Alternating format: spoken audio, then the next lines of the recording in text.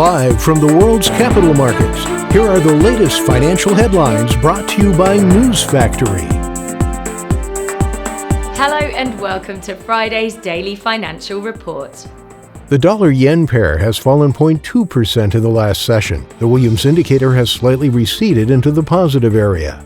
Bitcoin has gained 8.3% in the last session. The ROC has skyrocketed into the positive zone.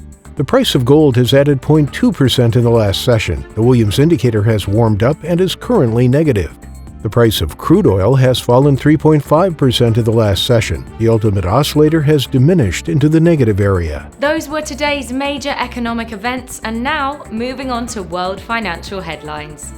European markets ended higher, with investors cheering the Fed's pledge to continue its easy money policies and digesting the Bank of England's monetary policy announcement. Bitcoin's price fell alongside stocks amid growing concerns over rising U.S. Treasury yields as the 10-year yield touched 1.75%.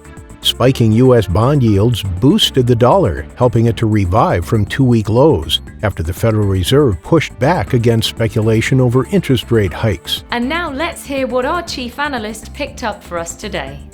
Germany's Producer Price Index will be released at 700 GMT, Japan's BOJ monetary policy statement at 300 GMT, Australia's retail sales at 0:30 GMT.